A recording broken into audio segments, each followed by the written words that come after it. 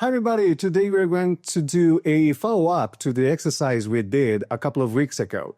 The process will be just as simple as the previous one, but this time we're going to add a bit of color.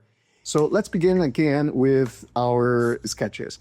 Remember, everything becomes manageable once you simplify it. For instance, I wanted to paint a cat, but I wanted a slimmer, more elegant cat. So I found this cheetah. So I used that as my starting point to create my cat. Once again, I'm using the photograph only as a starting point for my composition. If you feel you can't draw from imagination, this is a simple and helpful approach.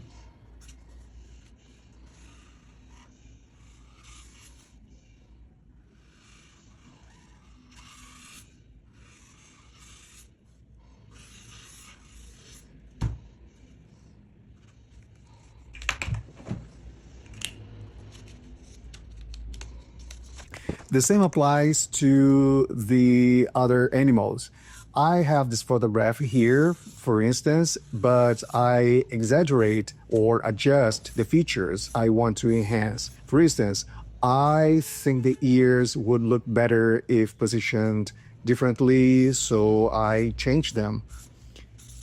It often helps to make a small grid to help you place the features, and from there, you can develop your composition.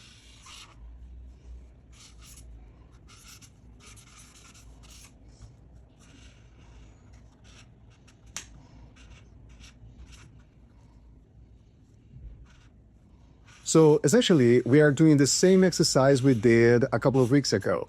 The only difference this time is that we are going to paint using more color rather than the two-tone approach we used in the other exercise.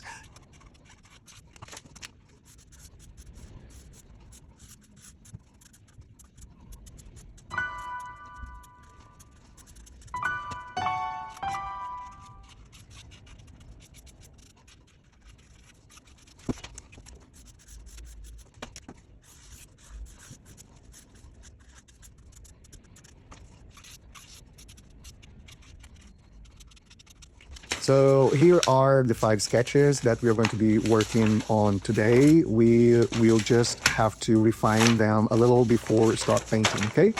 So let's start. As you can see, this is very similar to what we did last week, but this time we're just going to be adding more color. And today I'm mostly using 2 colors, burnt umber and ivory black, which is actually a very dark blue rather than a true black. But because of that, it creates a very good contrast with the umber, giving a very interesting mix and texture. So the very first thing that I do is to stain the background with a very light wash of umber, just to prevent it to be stark white, because it makes the composition feel more intentional and also a bit richer. But of course, it would look fine, I guess, if I have left just, plain white. After staining the background, I have to let it dry before painting on top because I don't want the colors to bleed. So when it is finally dry, I then start the painting itself. I start by defining the edges sharply because sharp, clear edges help convey intentionality to the composition. And once the edges are in place, I fill the shape with solid colors. Simple like that.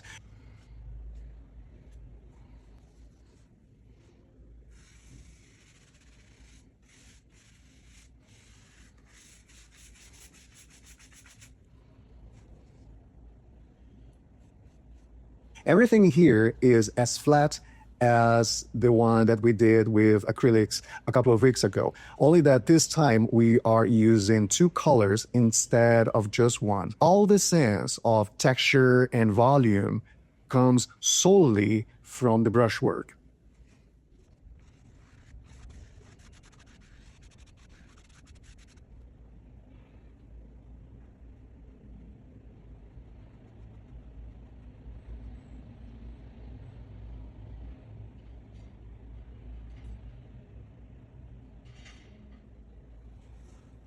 And before you know it, your first composition is finished.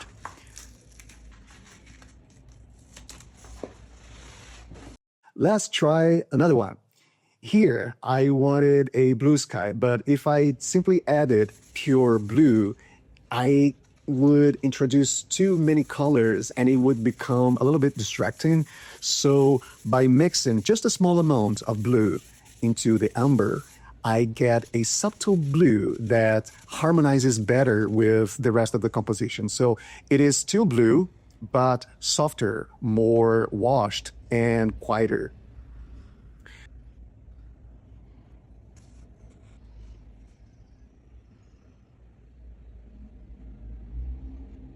You will also notice that I didn't worry too much about every detail. Anyone can see what this is, even though I didn't paint it entirely. It doesn't matter because the essence is clear.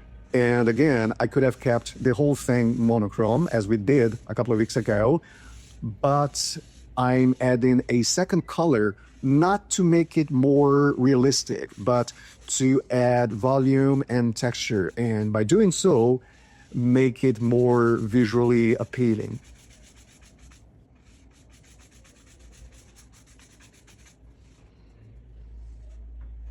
By the way, I'm using watercolor here, different from the other exercise when I used acrylics, but this same effect you could achieve with gouache, acrylics, and even oils. And as usual, I don't use watercolor in the traditional way. I like to handle it more dramatically because I think it is a nice contrast to the softness of the material with the roughness of the strokes.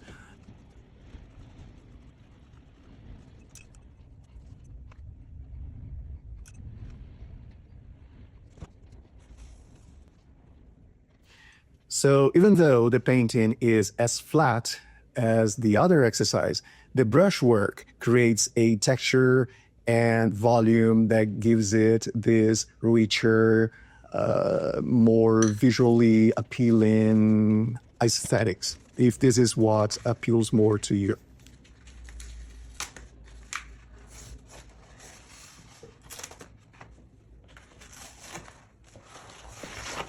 So today, this is what we are going to do with all the paintings. We stain the background, we define the edges, and fill them in with the colors. So basically, one base color and a second color for texture and volume. But overall, everything remains very flat with texture created only by the brush, not by shading or gradients, okay? Talking about color, regardless of your subject, your style, or the medium you're using, one thing that can help you is creating your own color palette and try to be consistent with those colors.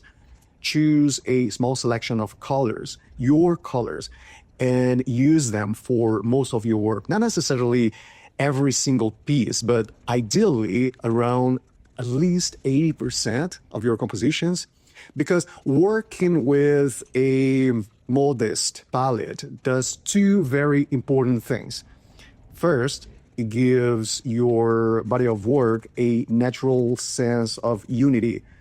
All your paintings will look like they belong together, and they will feel like they come from the same hand, the same voice, the same artist, even when you embrace other themes or even other styles. And secondly, it gives you more control over your compositions. For instance, some of the paintings I wanted to give a blue sky or a green grass, but had I used the bright actual colors, it would have looked out of place. It would look as if it didn't belong in the palette I was using. So instead, I mixed those colors with the same color that I'm using for the main subject. So the result, it is still a blue sky or a green grass, but softer, more harmonious, and fully integrated with the rest of the painting. So in most of my paintings, I work with just 5 colors and occasionally black. And because nearly all my colors come from the same few pigments, everything sits together nicely, I like to think. All the tones relate to each other because they're part of kind of the same family. So once you have chosen your personal palette, it's nearly certain that your colors will always work because it makes everything simpler. And talking about materials, many of you ask about the materials I use. I usually prefer not to focus too much on materials because I don't want you to feel you must copy exactly what I'm doing. I'm not here to tell you to use the same colors or to paint the same horse or the same cat. I'm here to show you that it is easy to paint a horse, a cat, or anything if you simplify it. You just have to identify the essence of your subject, simplify it, and paint it. The moment you realize how simple that is, you'll begin creating freely. But since you asked, I paint mostly on paper because these are done entirely for the sake of these exercises. So paper is easier for me to manage. It's easier to store, and also it is easier for beginners as well. And you can achieve the same effect on canvas. The main difference is the texture, of course, and how the surface will behave to the materials that you're using, okay? But the results are fairly similar. However, since you are curious, these are the brands I mostly use for these exercises. They are very beginner friendly, very affordable, and they are very good quality as well.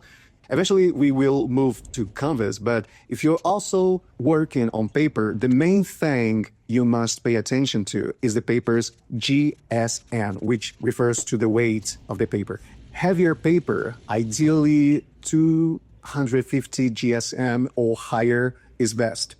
Anything much lighter may warp or tear when working with wet media like watercolor or gouache. As for texture, you can choose cold press or rough paper for more texture, or you can try hot press for a smoother surface. For watercolor, the best is cotton paper at about 300 GSM. Gouache also works well on heavier paper.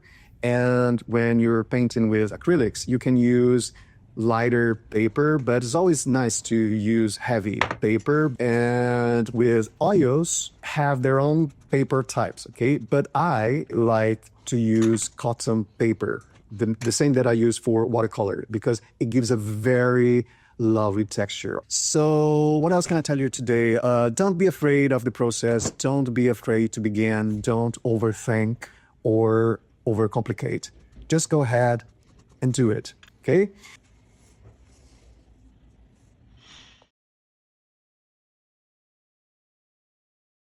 So these are the results of what we've done today. I hope you've learned something new today and that these exercises have shown you how simple it is to simplify your subject and add color to your compositions.